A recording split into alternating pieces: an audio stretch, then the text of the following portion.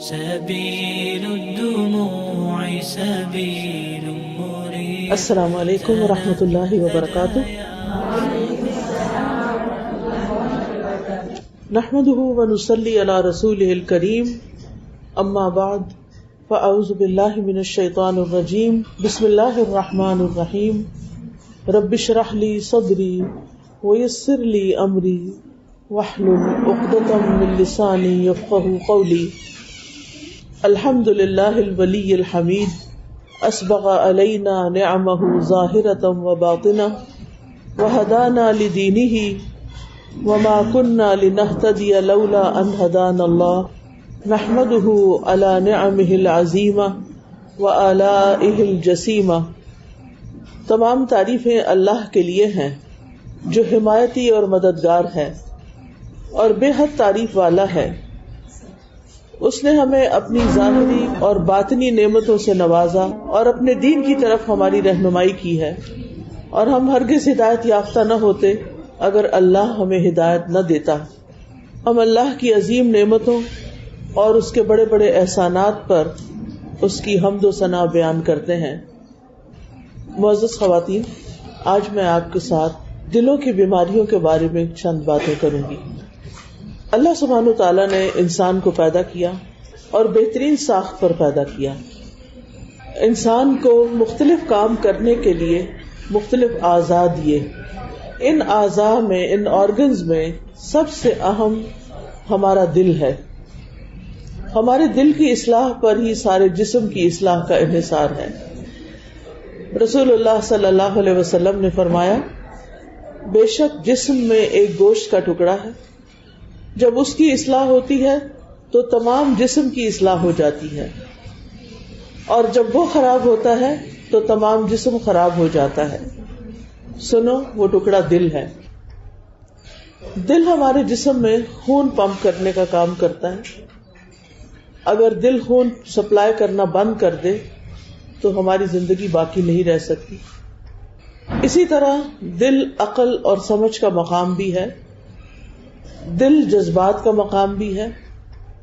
اگر دل صحیح کام کرے، اسپرچولی، انٹلیکچولی، فزیکلی، تو انسان ایک بہترین کامیاب زندگی بسر کر سکتا ہے. اور اگر ان آسپیکٹس میں سے دل کسی بھی آسپیکٹ میں بیمار ہو جائے اور صحیح کام نہ کرے تو انسان زندہ ہوتے ہوئے بھی مردوں میں شمار ہوتا ہے. یعنی اس شخص کی زندگی میں کوئی خوشی نہیں ہوتی جس کا دل مردہ ہو جائے، جس کے دل میں کوئی خوشی نہ رہے. چاہے اس کے پاس کھانے پینے کی بے شمار نعمتیں ہوں، پہننے اوڑھنے کی، رہنے کی، زندگی گزارنے کی ہر طرح کے بہترین سامان ہو اس کے پاس، لیکن وہ انسان بہترین طریقے پر زندگی بسر نہیں کر سکتا اگر اس کا دل صحیح کام نہیں کرتا. دل ایمان کا مقام بھی ہے. کفر بھی دل میں ہوتا ہے، نفاق بھی دل میں ہوتا ہے، شرک بھی دل میں ہوتا ہے. اس کے برعکس تقوی کا مقام بھی دل ہے، اخلاص کا مقام بھی دل ہے، توکل اور انابت کی جگہ بھی دل ہے. تو دل بیک وقت بہت سے کام کر رہا ہوتا ہے. اس لیے دل کی صحت بہت ضروری ہے، اور اگر دل بیمار ہو جائے تو انسان صحیح طور پر کام نہیں کر سکتا. وحی الہی کا نزول بھی دل پر ہوا. اللہ تعالیٰ فرماتے ہیں وَإِنَّهُ لَتَنزِيلُ رَبِّ الْعَالَمِينَ نَزَلَ بِهِ الرُّوحُ الْأَمِينُ عَلَى قَلْبِكَ لِتَكُونَ مِنَ الْمُنذِرِينَ. اور بے شک یقیناً یہ رب العالمین کا نازل کردہ ہے جسے روح الامین لے کر آپ کے دل پہ نازل ہوئے تاکہ آپ ڈرانے والوں میں شامل ہو جائیں. اور ایمان کی درستگی کا انحصار بھی ہمارے دل کی درستگی پر ہے. رسول اللہ صلی اللہ علیہ وسلم نے فرمایا، کسی انسان کا ایمان درست نہیں ہو سکتا جب تک اس کا دل درست نہ ہو، اور دل درست نہیں ہو سکتا جب تک کہ زبان درست نہ ہو. تو اس سے یہ پتہ چلتا ہے کہ دل کے بعد زبان کا ہماری زندگی میں ایک اہم کردار ہے. اگر ہم زبان سے اچھی باتیں نکالیں تو ان کے اچھے اثرات ہم ہی پر آتے ہیں، اور اگر ہم زبان سے بری باتیں نکالیں تو وہ بھی ہمیں ہی کو بھگتنی پڑتی ہیں. دل ہی کی بنا پر اللہ تعالیٰ نے بندوں کو چنا ہے. عبداللہ بن مسعود کہتے ہیں کہ اللہ تعالیٰ نے اپنے بندوں کے دلوں پر نظر فرمائی تو سب سے بہترین دل قلب محمد کو پایا صلی اللہ علیہ وسلم، تو انہیں اپنی رسالت کے لیے منتخب کر لیا. اس کے بعد جو دیکھا تو اصحاب محمد صلی اللہ علیہ وسلم کا دل تمام انسانوں میں سے بہترین تھا، تو انہیں اپنے حبیب، اپنے محبوب محمد صلی اللہ علیہ وسلم کا ساتھی بنا دیا، انہیں نبی کا وزیر بنا دیا. اللہ سبحانہ و تعالیٰ بھی نہ ہماری شکل و صورت دیکھتے ہیں، نہ ہمارا مال دیکھتے ہیں. شکل اللہ نے خود بنائی ہے، مال بھی اللہ نے دیا ہے، لیکن وہ ہمارا دل دیکھتے ہیں کہ ہمارے دل میں کس قسم کے خیالات ہیں، وہاں ایمان کا کیا حال ہے، تقویٰ کا کیا حال ہے، وہاں اطمینان کا کیا حال ہے. اور اگر دل بہترین ہو تو اللہ سبحانہ وتعالی اس نیت، اس دل کی سوچ، احساس، شوق، محبت، انس، اس کی وجہ سے پھر انسان کو نیکیوں کے بھی بہترین مواقع عطا کرتے ہیں. اس لیے ہمارا دشمن ابلیس بھی ہمارے دل پر ہی حملہ آور ہوتا ہے. ابن قیم رحمہ اللہ کہتے ہیں جب اللہ کے دشمن ابلیس کو یہ علم ہوا کہ دل ہی پر ہر چیز کا دار و مدار ہے اور اسی پر ہر چیز کا سہارا ہے، تو اس نے وسوسوں کے ساتھ اس پر فوجوں اور لاؤ لشکر کی چڑھائی کر دی اور اس کی طرف مختلف خواہشات کو لے آیا. یعنی جتنا ہمارے جسم میں یا ہماری شخصیت کے اندر دل کی اہمیت تھی تو ابلیس نے بھی اسی کو ٹارگٹ کیا. ابلیس ہاتھوں میں نہیں آتا، ابلیس پاؤں میں نہیں آتا، وہ دل میں آتا ہے، دل کو کنٹرول کرتا ہے اور پھر ہاتھ پاؤں سارے اس کے پیچھے لگ جاتے ہیں، وہی کام کرنے لگتے ہیں جیسے پھر انسان کا دل چاہتا ہے. وہ کہتے ہیں کہ اس کے لیے صراط مستقیم سے روکنے والے اقوال اور اعمال مزین کیے. یعنی دل کے اندر چونکہ جذبات بھی ہیں، خیالات بھی ہیں، احساسات بھی ہیں، لہذا ابلیس نے انسان کے لیے ایسے خیالات، ایسے جذبات، ایسے احساسات کو مزین کر دیا، خوبصورت بنا دیا کہ جو انسان کو سیدھے رستے سے روک دے، اور گمراہی کے ایسے اسباب کے ساتھ مدد دی جو توفیق کے اسباب کو کاٹ دیتے ہیں. تو بات یہ ہے کہ اگر دل شیطان کے قبضے میں آ جائے تو پھر انسان کے لیے ہدایت پانا مشکل ہو جاتا ہے، کیونکہ دل ہی نیکی اور بدی کو پہچاننے کا آلہ ہے. اور اگر شیطان اپنے وسوسوں کے ذریعے اس پہچان کو دھندلا کر دے تو پھر انسان کے لیے صحیح رستے کا انتخاب مشکل ہو جاتا ہے. وابسہ کہتے ہیں میں رسول اللہ صلی اللہ علیہ وسلم کے پاس آیا تو آپ نے فرمایا تم نیکی کے بارے میں پوچھنے آئے ہو؟ میں نے کہا جی ہاں. تو آپ نے فرمایا اپنے دل سے پوچھو. نیکی وہ ہے جس سے تمہارا نفس مطمئن ہو، دل مطمئن ہو، اور گناہ وہ ہے جو تمہارے دل میں کھٹکے تمہارا سینہ اس کے بارے میں متردد ہو، چاہے لوگ تمہیں فتویٰ دیں اور بار بار فتویٰ دیں کہ تم یہ کام کر سکتے ہو، لیکن انسان کا دل جو ہے وہ زیادہ بڑا گواہ ہوتا ہے.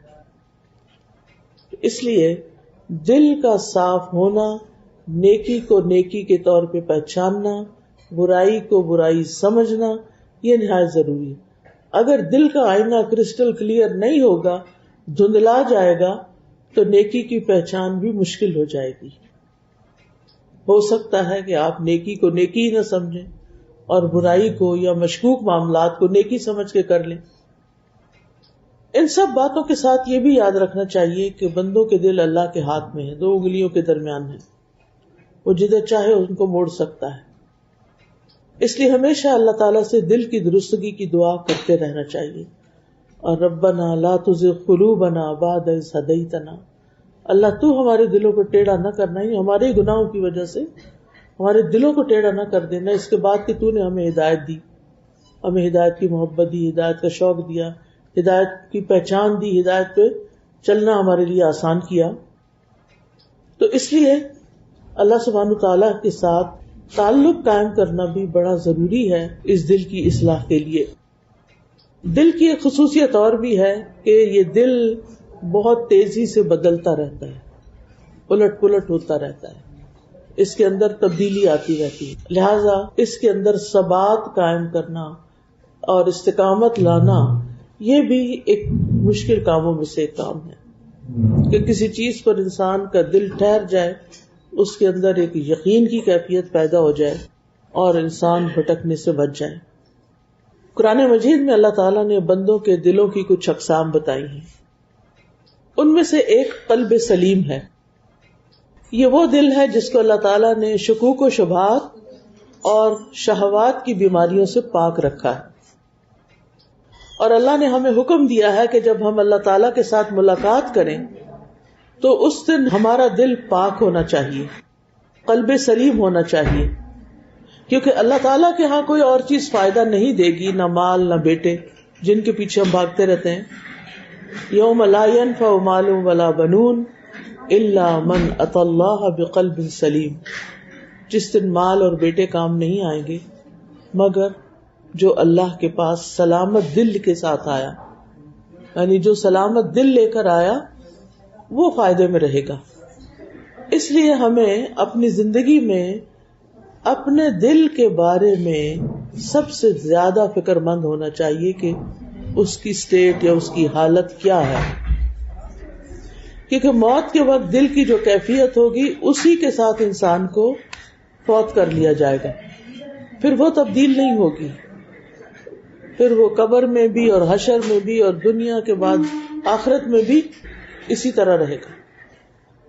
اس لیے بہت ضروری ہے کہ ہم اپنے دل کو یعنی قلب کو قلب سلیم بنائیں. اللہ سبحانہ تعالیٰ نے ابراہیم علیہ السلام کی صفت بیان کی ہے اور اس میں فرمایا ہے کہ اذ جاء ربہ بقلب سلیم، جب وہ اپنے رب کے پاس سلامت دل کے ساتھ آیا. تو قلب سلیم کون سا دل ہوتا ہے جس کو ابراہیم علیہ السلام کی صفت بتائی گئی؟ وہ اللہ سے ڈرنے والا ہوتا ہے، لیکن صرف ڈر نہیں ہوتا، اس میں اللہ سے محبت بھی ہوتی ہے. اس محبت کی وجہ سے اس انسان کو ہر اس چیز سے محبت ہو جاتی ہے جس سے اللہ تعالی محبت کرتا ہے، یعنی نیکی کے کاموں میں رغبت ہونے لگتی ہے اور گناہوں سے انسان بچنا شروع کر دیتا ہے. پھر اسی طرح قلب سلیم حسد، بغض، کینے وغیرہ سے بھی پاک ہوتا ہے. یہ دل مخلوق سے محبت کرتا ہے، اپنی ذات پر دوسروں کو ترجیح دینے والا ہے. معاف کرنا اس کے لیے بہت آسان ہوتا ہے اور کثرت سے اللہ کو یاد کرتا ہے. کہیں پر بھی ہو وہ اپنے رب کو نہیں بھولتا. یہ نشانیاں ہیں، یہ علامات ہیں قلب سلیم کی. تو پہلا دل کون سا ہو گیا؟ قلب سلیم، سلامت دل. کس کس چیز سے سلامت؟ حسد، بغض، کینہ سے، جی ہاں، شکوک و شبہات سے، شہوات سے، شرک سے، نفاق سے. اور قلب سلیم کی جو خوبیاں ہیں اور صفات ہیں کہ وہ دل اللہ سے ڈرنے والا ہوتا ہے، اللہ کا ڈر ہوتا ہے اس دل میں، اور وہ ہر وقت یہ دیکھتا ہے، یہ چاہتا ہے کہ میرا رب مجھ سے کیا چاہتا ہے، مجھے اپنی زندگی کو اس کے مطابق موڑنا ہے. کیونکہ دل کی بہت سی خواہشات ہوتی ہیں، تو دل کے اندر دنیا کے نقصان کا بھی خوف ہوتا ہے. تو ہمیں اللہ سے ملاقات سے پہلے اپنے دل کو قلب سلیم بنانا ہے، کیونکہ اس دن مال اور بیٹے کام نہیں آئیں گے بلکہ قلب سلیم ہی کام آئے گا. دوسرا دل جس کا ذکر قرآن مجید میں کیا گیا ہے وہ بیمار دل ہے. بیمار، ایک انسان پرفیکٹلی ہیلدی ہو سکتا ہے فزیکلی، لیکن اس کا دل بیمار ہو سکتا ہے.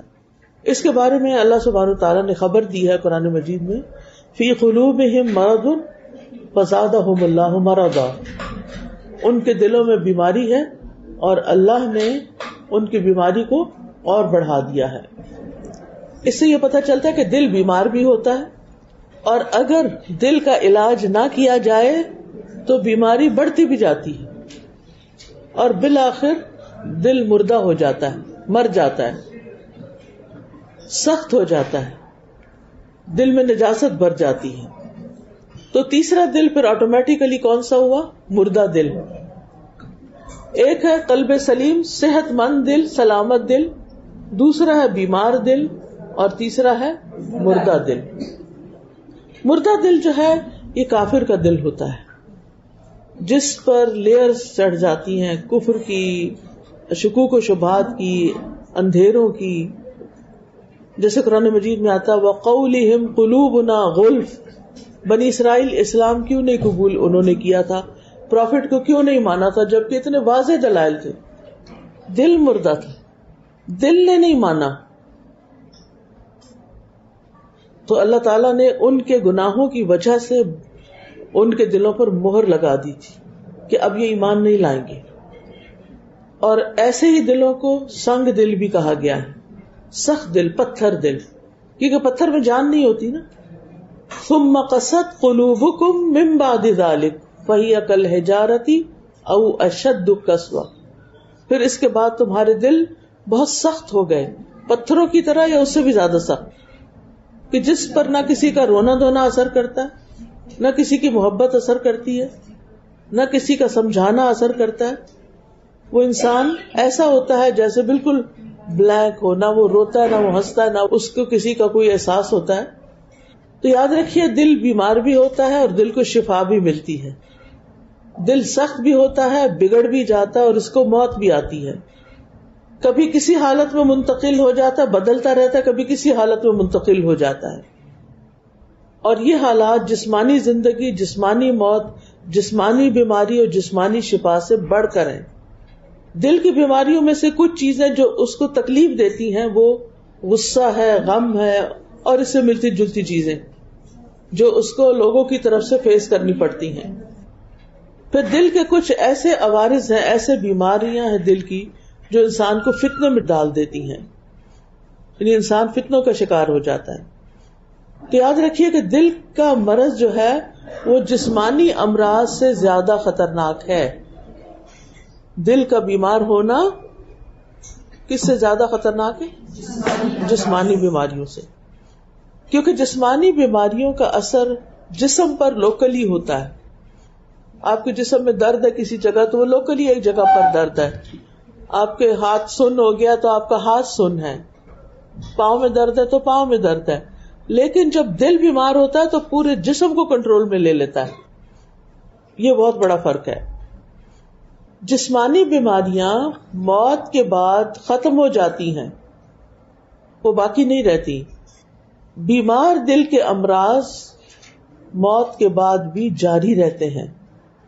یعنی اگر کوئی شخص بیمار دل لے کے مر جائے تو اس کا دل ہمیشہ کے لیے بیمار ہی رہتا ہے. اگر کسی کو کوئی جسمانی بیماری ہے لیکن وہ شخص نیک ہے اور بیماری سے بھی اس کے گناہ معاف ہو گئے, تو اب کیا ہوتا ہے؟ بلند درجوں, بلند جنتوں میں وہ انسان چلا جاتا ہے.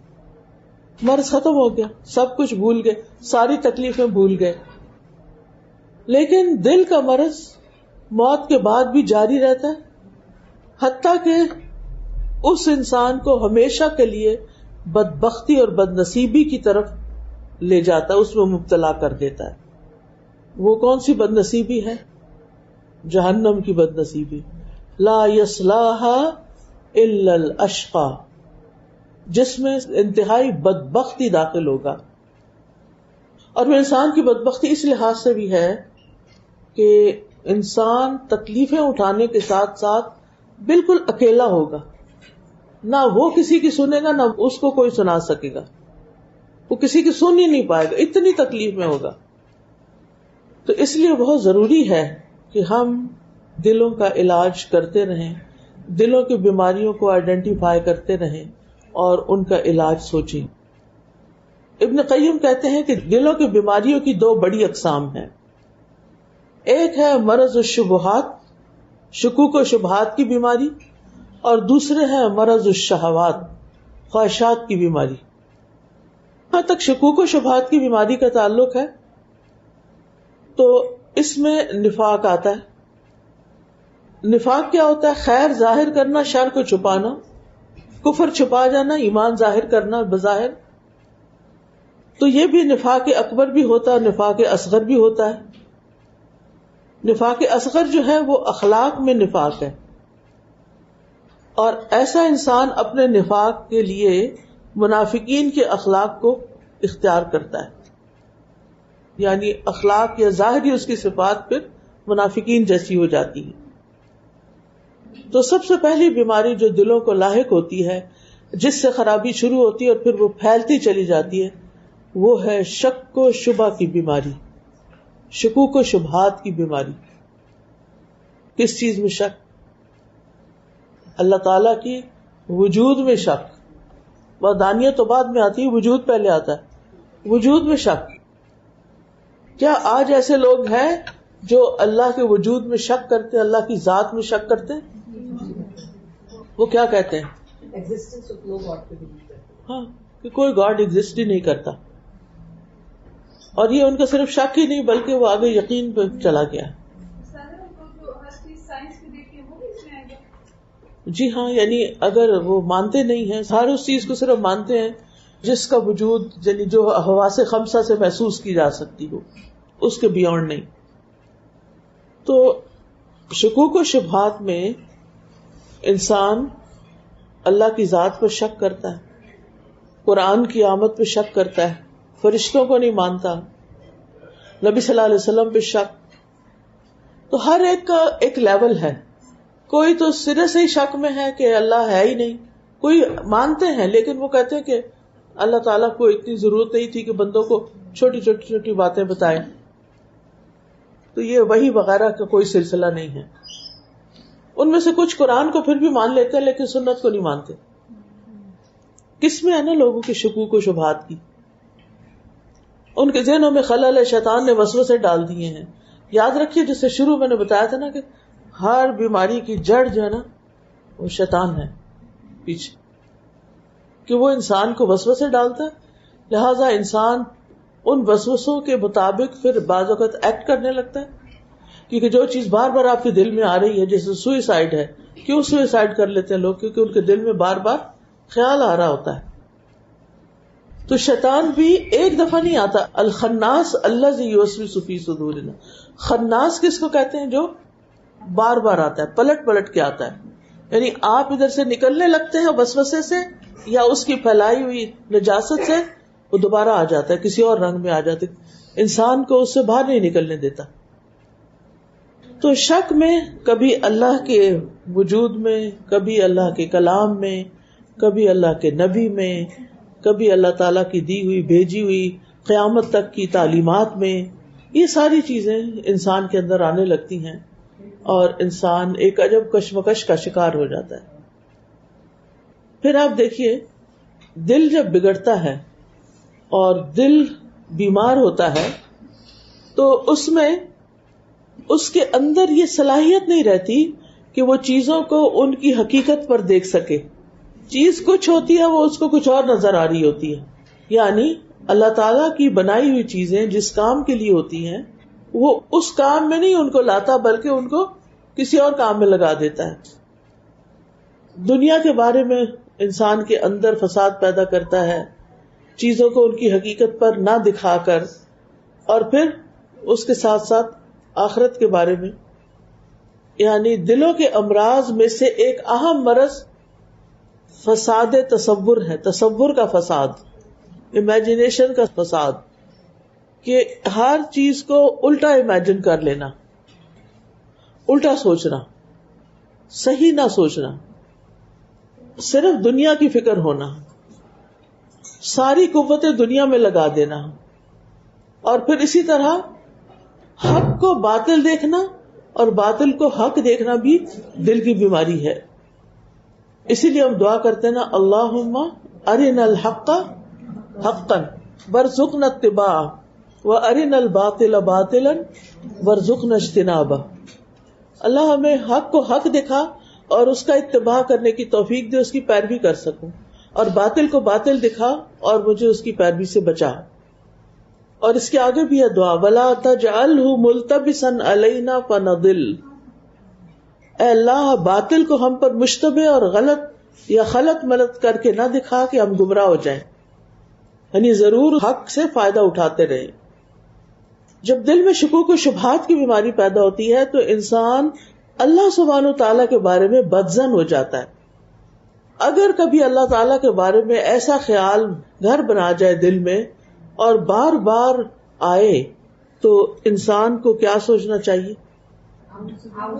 جی ہاں، تو تقدیر کے فیصلوں کو انسان قبول نہیں کرتا، اللہ سے ناراض ہوتا ہے. یہ بیمار دل کی علامت ہوتی ہے. اللہ کے رسول کے بارے میں بدگمانی، اللہ کے اولیاء کے بارے میں بدگمانی. اسی طرح بیمار دل کی وجہ سے انسان ریاکار ہو جاتا ہے. اللہ سبحانہ تعالیٰ سے ریوارڈ چاہنے کی بجائے بندوں سے مانگتا ہے، بندوں کو دکھا دکھا کے عمل کرتا ہے، بندوں کا اپروول چاہتا ہے. پھر اسی طرح اللہ کی محبت سے زیادہ بندوں کی محبت اور ہر طرح کے لوگوں کی محبت اس کے دل پہ چھا جاتی ہے. اور بعض اوقات حقائق کو ان کے اصل پہ نہیں دیکھتا، سچ کو جھوٹ دیکھتا، جھوٹ کو سچ دیکھتا ہے. چیز اس کی حقیقت پر نہیں دیکھ پاتا. کیا چیز مجھے فائدہ دے گی، کیا نقصان دے گی، انسان کو پتہ ہی نہیں چلتا. یہ بیمار دل کی علامت ہے.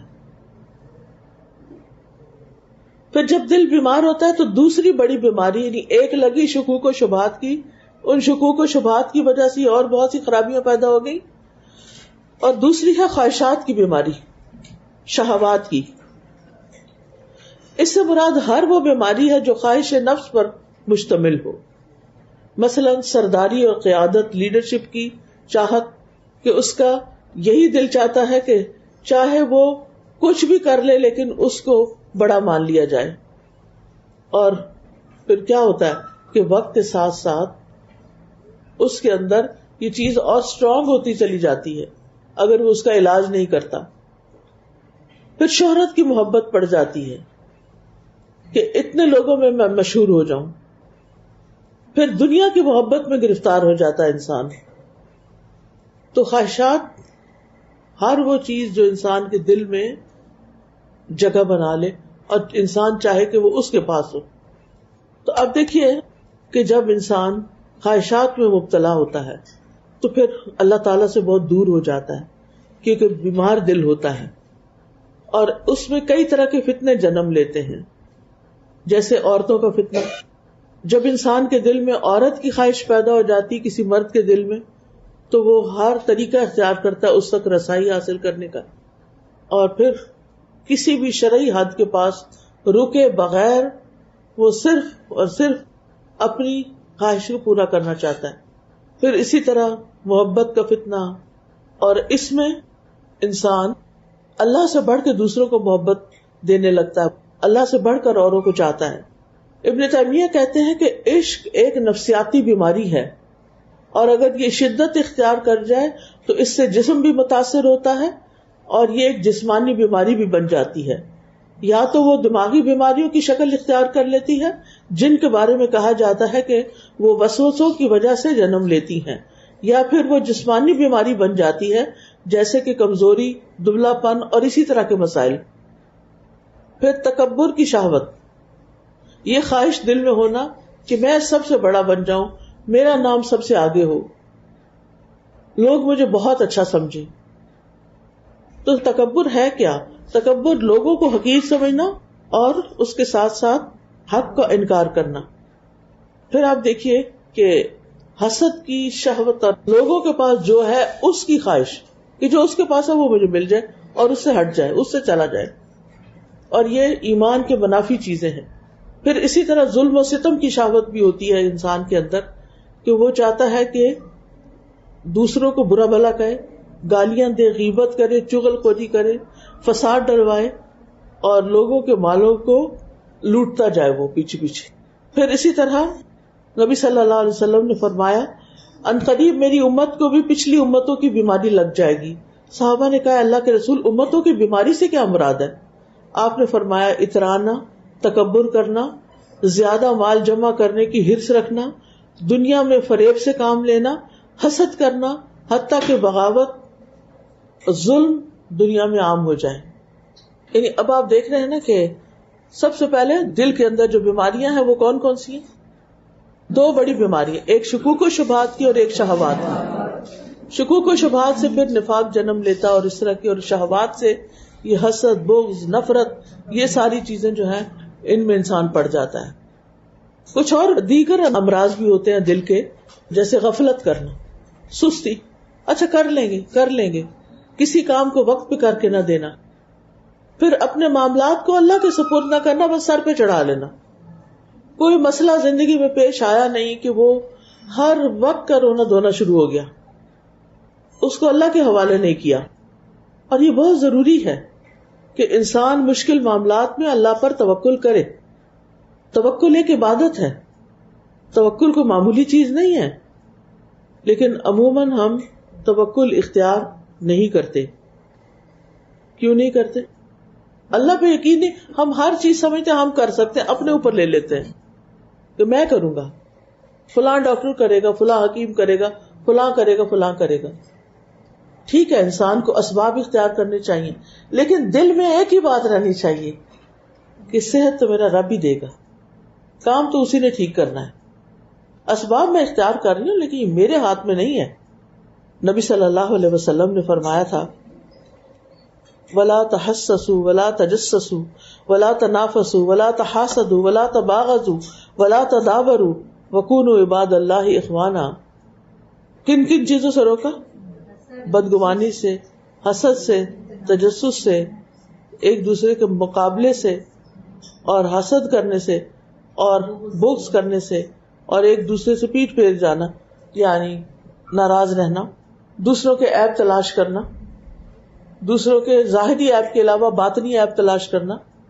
تو ہمیں ان تمام چیزوں سے بچنا ہوگا اگر ہم چاہتے ہیں ہمارے دلوں کی اصلاح ہو جائے، اور اس میں خاص طور پر برے خیالات، سوء ظن، اللہ کے بارے میں برا سوچنا کہ اس نے ایسا کیوں کیا ہے، یہ نہیں ہونا چاہیے تھا۔ یعنی تقدیر کا جب کوئی فیصلہ سامنے آتا ہے اور انسان کو برا لگتا ہے تو انسان یہ نہیں سوچتا کہ اس میں میرا بھی کچھ قصور ہو سکتا ہے، فوراً اللہ تعالیٰ کو بلیم کرنے لگتا ہے۔ تو دل کو بیمار کیا چیزیں پھر کرتی ہیں، یہ بھی ہمیں معلوم ہونا چاہیے۔ آپ میں سے کوئی کچھ بتائے گا کہ دل کو کیا کیا چیزیں بیمار کرتی ہیں؟ دل کی بیماری کس چیز سے پیدا ہوتی ہے؟ میرا خیال ہے کہ دین سے دوری جو ہے، یس، گڈ آنسر۔ اللہ کی آیات سے اعراض، اللہ کی آیات سے دوری، اللہ کی کتاب کو نہ پڑھنا، قرآن کو نہ سمجھنا، اس میں غور و فکر نہ کرنا، یہ کیا ہے دراصل؟ اللہ کی آیات سے منہ پھیر لینا۔ پھر اس کے بعد اللہ کے ذکر سے روگردانی، یہ بھی دل کو بیمار کر دیتا ہے۔ اللہ کے ذکر سے روگردانی، مثلا کس چیز سے روگردانی کرتے ہیں؟ نماز چھوڑ دیتے ہیں، ذکر اذکار چھوڑ دیتے ہیں، صبح شام کی دعائیں چھوڑ دیتے ہیں۔ جی، یعنی ذکر کی جتنی بھی قسمیں ہیں جو ہمارے فائدے کے لیے بتائی گئی ہیں، اور کامیاب مومنوں کی صفت کیا؟ والذاکرین اللہ کثیرا والذاکرات، کہ جن کے لیے اللہ نے اجر عظیم تیار کیا، اجر کریم تیار کیا، وہ لوگ ہیں جو اللہ کو ہر آن یاد کرتے ہیں، اور وہی کرتے ہیں جو اللہ تعالیٰ نے انہیں حکم دیا ہے۔ گناہوں میں پڑ جانا، بالکل، خیر کے کاموں سے سستی کرنا، خیر کے کاموں سے سستی کرنا، فرائض سے پیچھے رہنا، فرض چھوڑ دینا۔ فرائض کون کون سے ہیں؟ پیچھے سے کوئی بتائے؟ جیسے نماز، روزہ، حج، زکات۔ اچھا، اس میں آپ دیکھیے کہ یہاں تو الحمدللہ KP کے بھی میں دیکھا ہے کہ لوگ نماز کی بہت پابندی کرتے ہیں، ڈرائیورز کو بھی پڑھتے دیکھا ہے اور دیگر بھی، یہ ایک بہت خوبی کی بات ہے، اللہ کا فضل ہے۔ لیکن بہت سارے علاقوں میں مجھے جانے کا اتفاق ہوا تو مغرب کی نماز کے وقت میں عموماً دیکھتی تھی کہ بازار بھرے میں ہے اور کسی کو فکر ہی نہیں ہے۔ اب وہ سارے مسافر تھوڑی ہوتے ہوں گے کہ جا کے جمع کر لیں گے اگر ٹھکانے پہ پہنچے گے۔ یعنی اتنی غفلت ہے نماز سے کہ انبلیویبل۔ ہر دوسری خاتون یہی کہتی ہے بچے نماز نہیں پڑھتے، تو یہ وہ انتہائی خطرناک چیز ہے۔ نماز ایسا فرض ادا نہ کرے انسان تو ہو ہی نہیں سکتا کہ دل میں گلٹ نہ پیدا ہو۔ پھر اسی طرح فتنے والی جگہوں پہ جا پہنچنا، فتنے والی جگہوں پہ بیٹھنا. فتنے والی جگہ کون سی ہوتی ہیں؟ بازار اور ناچ گانے کی مجلسیں، مکس کلچر. بالکل. اب آپ دیکھیں کہ بعض اوقات ایسے قصے سننے کو آتے ہیں نا، بیوی نے شوہر کو مار ڈالا کیونکہ وہ کہیں اور شادی کرنا چاہتی تھی. مثلا اخباروں میں یہ چیزیں پڑھتے رہتے ہیں نا. آپ کس چیز نے ایک عورت کو اتنی ہمت دے دی کہ وہ اپنے میاں کو مار ڈالے؟ اور وجہ کیا تھی؟ وہ کہیں اور کسی کے ساتھ انوالو تھی، اس سے شادی کرنا چاہتی. وہ ایسا کیوں ہو گیا؟ تو یہ فتنے میں پڑنا ہے نا. انسان کا اچھا بھلا اپنا گھر ہے، بچے ہیں، ہر زندگی کی نعمت ملی ہوئی ہے، اور انسان کو وہاں اس کا دل ہی نہیں لگ رہا، اس کو چین ہی نہیں ہے، اور وہ کسی اور مصیبت میں پڑ گئی ہے. تو یہ فتنے میں پڑنا ہے، اس کو کہتے ہیں فتنے میں پڑنا. اور پھر وہ خواہش اتنی شدید ہو گئی کہ حتیٰ کہ قتل تک نوبت آ گئی. تو ایک دل ہوتا ہے سفید، بالکل صاف شفاف. تو ایسے دل کو جب تک زمین و آسمان باقی ہے کوئی چیز نقصان نہیں دے سکتی. دوسرا دل جو مٹیالہ اور مٹی کے برتن کی طرح جھکا ہوا ہے، وہ نیکی کو نیکی نہیں پہچانے گا اور نہ برائی کو برائی جانے گا مگر وہ جو اس کا نفس پسند کرے. پھر دلوں کو بیمار کرنے والی اور بگاڑنے والی چیزوں میں کثرت کلام اور کثرت طعام، یہ دو چیزیں خرابی کرتی ہیں. ابن قیم کہتے ہیں دلوں کو بگاڑنے والے 5 امور ہیں. لوگوں سے بہت زیادہ گھل مل کے رہنا، یعنی ٹو مچ سوشلائزنگ. نمبر 2 خواہش پرستی، بس جو جی میں ہے وہ کر گزرے. جی چاہ رہا ہے سلیو لیس پہننے کو پہن لیا اور نکل گئے، جی چاہ رہا ہے دوپٹہ چھوڑ دیں، حجاب چھوڑ دیں، چھوڑ دیا نکل گئے. جی چاہ رہا ہے کسی خاص ماڈل کی شکل میں اپنے آپ کو ڈھالیں تو اس کے لیے دن رات ایک کر دیے. تو کہتے ہیں کہ دلوں کو کون سی چیزیں بگاڑتی ہیں؟ لوگوں سے بہت گھل مل کے رہنا، خواہش پرستی، اللہ کے علاوہ کسی اور سے دلی تعلق رکھنا. کیا اس کا مطلب یہ ہے کہ اپنے ماں باپ سے، بہن بھائیوں سے، بچوں سے، عزیزوں سے انسان کو محبت نہیں ہونی چاہیے؟ جی ہاں.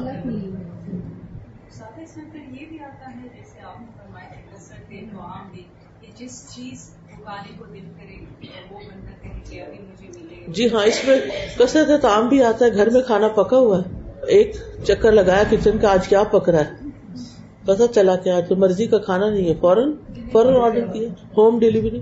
کھانا بس وہ ہے جو خواہش ہے، خواہش پوری کرنے کے لیے، نیوٹریشن کے لیے نہیں، صحت کے لیے نہیں، ضرورت کے لیے نہیں، صرف ٹیسٹ کے لیے. اور وہ ٹیسٹ لینا جو ہے وہ کیا ہے؟ دراصل خواہش پرستی ہے.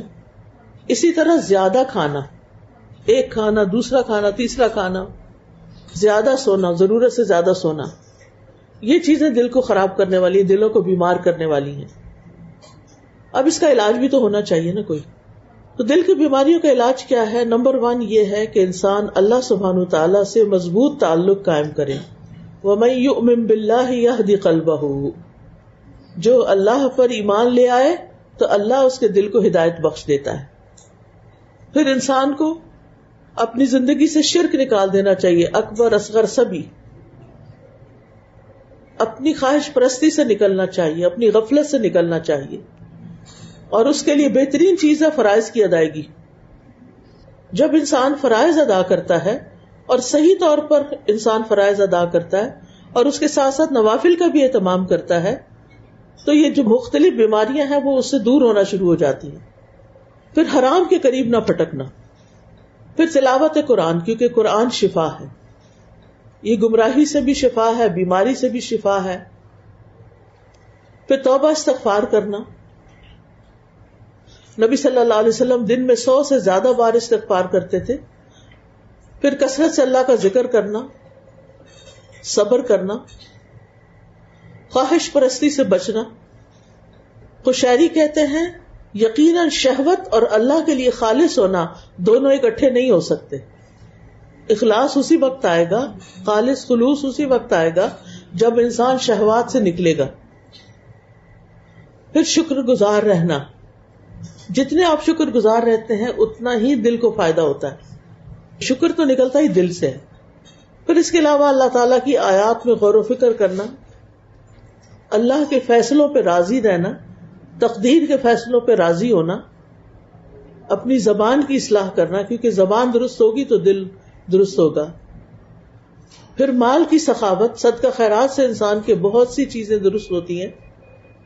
پھر نفس کے اندر عاجزی اور انکساری لانا، سختی میں صبر کرنا، لوگوں کے لیے خیرخواہی رکھنا، اپنی تنہائیوں میں رونا، دنیا کے ختم ہو جانے پہ غور کرنا کہ ایک دن آئے گا نہ یہ آسمان رہے گا، نہ یہ زمین رہے گی، نہ یہ درخت پہاڑ ستارے سیارے، سب کچھ تبدیل ہو جائے گا.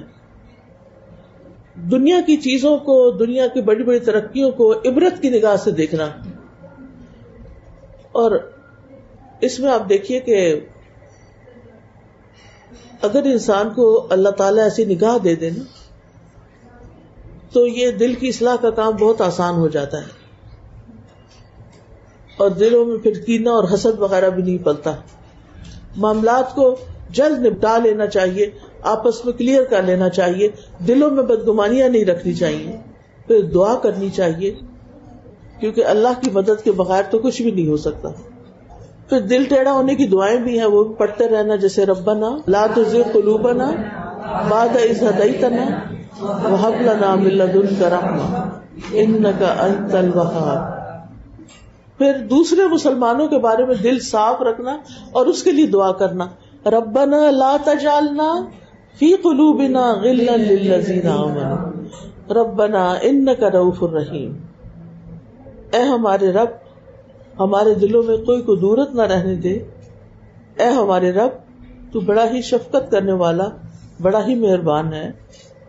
پھر اسی طرح دل میں نور پیدا کرنے کی دعا، دل سے میل کچیل دور کرنے کی دعا، اللہم مصرف القلوب صرف قلوبنا علی طاعتک یا مقلب القلوب ثبت قلبی علی دینک.